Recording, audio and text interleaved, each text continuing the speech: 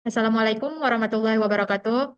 Kami dari tim 2, yaitu tim pengembangan IT. Di sini kami izin menjelaskan tentang perancangan sistem Z-Chain berbasis blockchain untuk transparansi donasi dan zakat produktif. Next. Ada. Ya. Jadi anggotanya di sini ada Niswatul Azimah, Fitriani, Zahra Rizkina, ada Syakila Naira, saya sendiri Mahda Anissa, ada Raisa Nabila, Roselin Balkis, Najia Irawan, dan Cut Farah Salsabila. Next.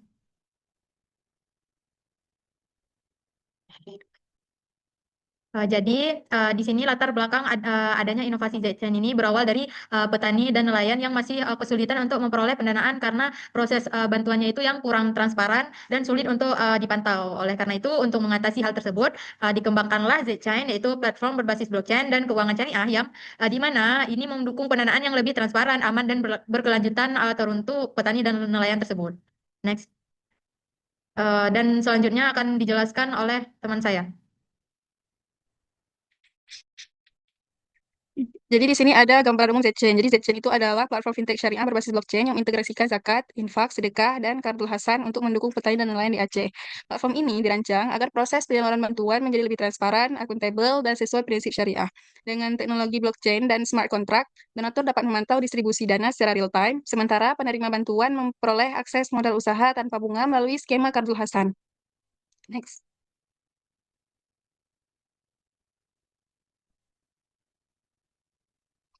Nah, pengguna dari ZChain ini sendiri ada empat, yaitu pertama ada donatur atau muzaki atau pemberi zakat, kemudian ada mustahik, penerima zakat, kemudian ada admin. Admin itu bertanggung jawab mengelola seluruh aktivitas sistem, mulai dari si dan juga memantau proses penyaluran bantuan hingga memastikan sistem berjalan dengan baik.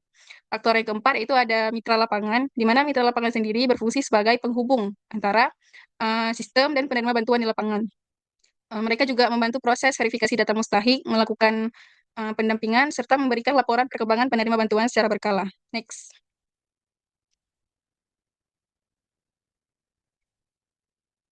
Selanjutnya akan Selanjutnya, dijelaskan oleh teman saya.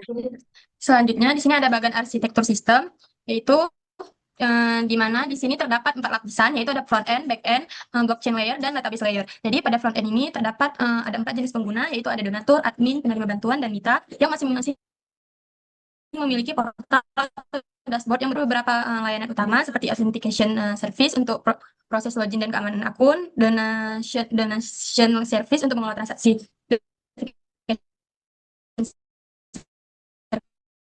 bantuan, impact report service untuk laporan dampak bantuan, serta zakat usaha service untuk pengelolaan dana zakat usaha. Lalu untuk ya, di sini si kontrak dengan advokat data dikasih. Data database kemudian disimpan pada database layer yang mencakup data pengguna, transaksi, bantuan, catatan blok. Jadi alur kerjanya di situ dimulai dari donatur, pembayaran zakat, donasi. Kita ditransaksi, diproses, direkam oleh blockchain, simpan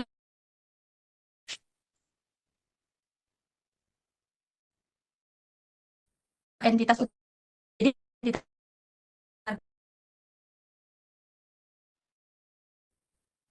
selanjutnya yang ketiga tuh ada yang keempat tuh ada donasi, yaitu yang menyimpan seluruh riwayat transaksi donasi yang dilakukan oleh donatur. Yang kelima itu ada pembayaran yang mengelola proses transaksi, dan lalu ada Kardul Hasan, yaitu fitur pinjaman tanpa bunga yang dapat digunakan untuk mendukung pengembangan usaha. Lalu selanjutnya ada blockchain lock, yaitu yang berfungsi mencatat seluruh aktivitas dan transaksi penting. Ada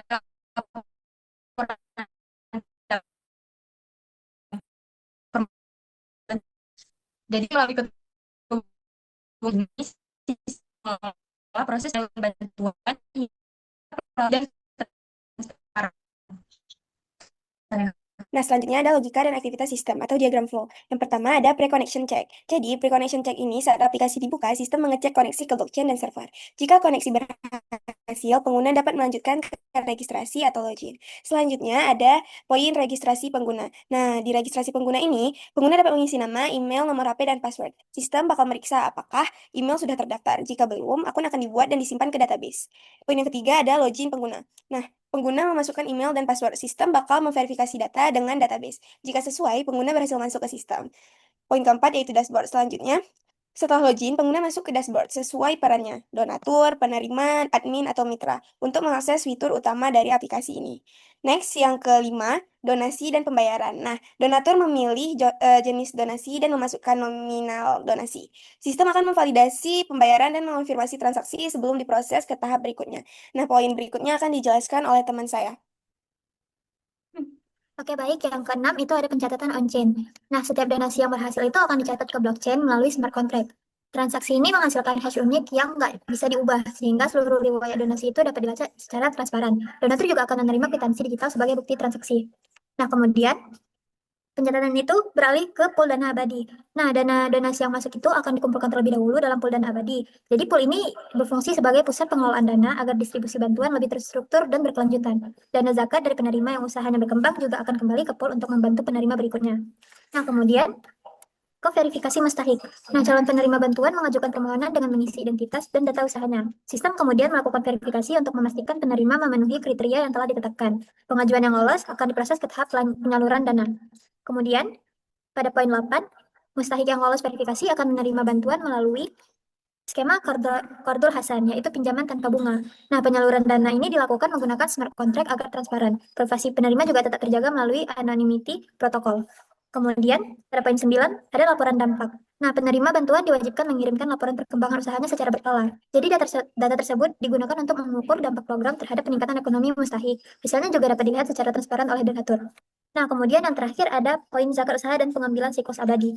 Jadi, di sini ketika usaha mustahik itu berkembang dan telah memenuhi syarat, zakat usaha sebesar 2,5% akan dibayarkan melalui sistem. Dana zakat tersebut dikembalikan ke pool dana abadi untuk membantu penerima yang baru. Dengan demikian, manfaat dana dapat terus berputar secara berkelanjutan. Oke, kemudian akan dijelaskan oleh teman saya.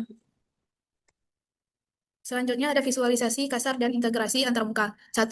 Registrasi, login, dan profil pengguna. Menggunakan konsep clean dan minimalis UI, kemudian login dan register berada dalam satu halaman dengan sistem tab dinamis, kemudian mendukung validasi data dan pengolahan profil pengguna. Yang kedua ada donasi dan tracking dana donatur. Form donasi dilengkapi pilihan jenis donasi dan metode pembayaran. Kemudian tersedia live calculator untuk menghitung fee platform 0,5%. Kemudian sistem menampilkan bukti transaksi blockchain dan tracking dana secara transparan.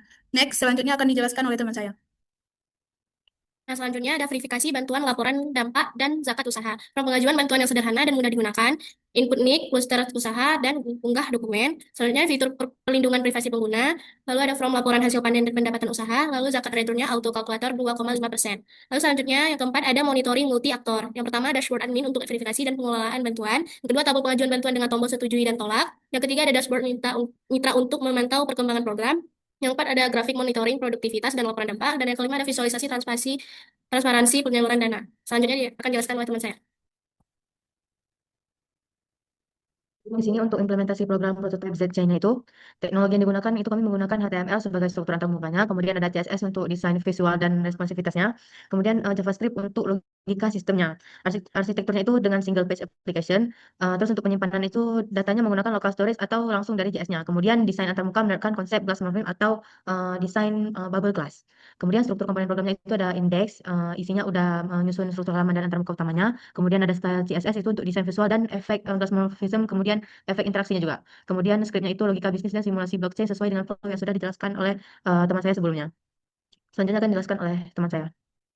Baik, kemudian ada analisis alur kerja sistem. Yang pertama ada uji gerbang akses dan konektivitas, yaitu ada pre-connection check. Jadi ini sistem secara otomatis berhasil menjalankan pemeriksaan koneksi awal guna memastikan jaringan stabil dan aman sebelum memberikan izin akses masuk kepada pengguna. Yang kedua ada uji validasi manajemen autentikasi, yaitu register dan login berhasil tersimpan dan divalidasi melalui local storage. Yang ketiga ada uji transaksi donasi dan transparansi pasca donasi. Yang pertama ada sistem menghitung fee 0,5% secara otomatis, kemudian ada dana bersih masuk ke pool dana abadi, dan digital receipt dan blockchain hash berhasil ditampilkan. Yang keempat ada uji siklus abadi dan protokol anonimitas, yaitu ada penyaluran bantuan mengurangi saldo pool secara otomatis, identitas mustahik berhasil disamarkan, kemudian ada zakat retur 2,5% dihitung secara otomatis, dan yang terakhir ada dana kembali ke pool dana abadi. Akan saya kembalikan kepada Mahda Anis.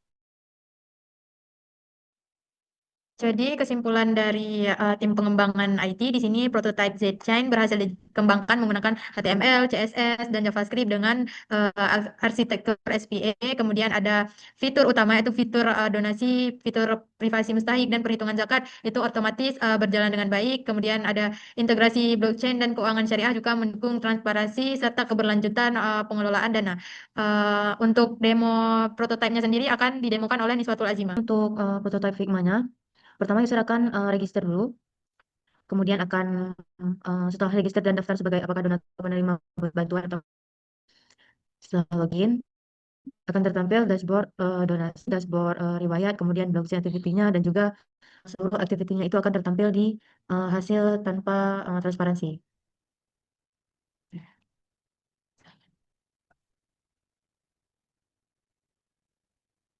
Mungkin untuk prototipe yang lebih jelasnya saya akan langsung jelaskan prototipe dari websitenya. Jadi di sini terdapat 4 akun role user yang sudah dibuat. Pertama, user dapat mendaftar dengan memasukkan nama, email, nomor HP, dan password. Bisa memilih ingin mendaftar sebagai donatur, mustahik, atau mustahik. Kemudian daftar dan amankan akun. Selanjutnya, saya akan login sebagai akun saya yang sudah saya daftarkan tadi. Dapat mengeksekusi akad atau memberi hasilnya. Dan akan tercatat ke blockchain. Di dalam real time-nya itu dapat dilihat oleh admin dengan identifikasi kode itu sebagai tanda bahwa semua penyimpanan atau data dari donatur itu tersimpan tanpa mengumbar privasinya. Kemudian riwayat donasi akan masuk. Data ini. Kemudian akan login sebagai mustahik.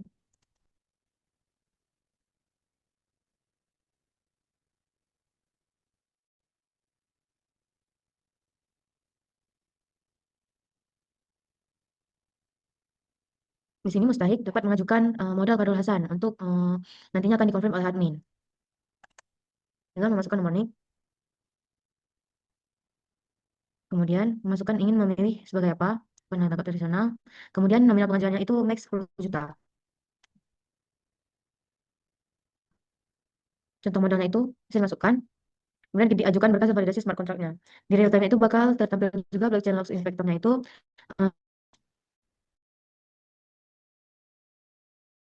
hasil dari status pengajuannya dan ditunggu prosesnya. Di sini diketahui oleh mitra, donatur, dan adminnya juga. Akan terdapat notif bahwa laporan berhasil dipublikasikan.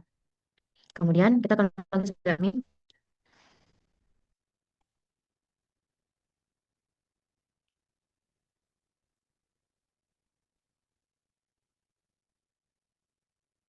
Di sini admin dapat melihat donasi yang masuk dan pengajuan yang diajukan. Apakah ada di sini? Di antrian permohonan akan tertampil pengajuan dari mustahik yang kita ajukan tadi. Dapat disetujui atau cairkan. Sebagai contoh, akan menyetujui. Kemudian ada rekap donasi dan juga laporan dampak yang sudah masuk dari mustahik. Dari yang abadi, di sini akan berkurang jika diajukan. Jadi ada sesuatu yang seperti dijelaskan di slide sebelumnya.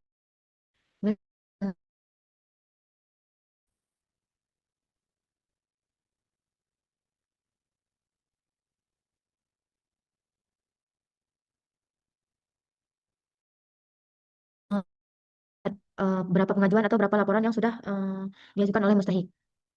Terdapat juga data pengajuannya untuk pembinaan langsung dari kepada ini hasil dari dana abadi yang sudah tersalurkan kepada mustahik itu akan ditambah diberi hasil dana tersebut sudah diajukan atau sudah dikonfirmasi oleh admin. Mungkin saya akan kembalikan kepada Mahda. Hanya sekian presentasi dari tim pengembangan IT. Kami mengucapkan terima kasih yang sebesar-besarnya kepada Bapak Maulianda, kepada teman-teman semua. Kami akhiri. Wassalamualaikum warahmatullahi wabarakatuh.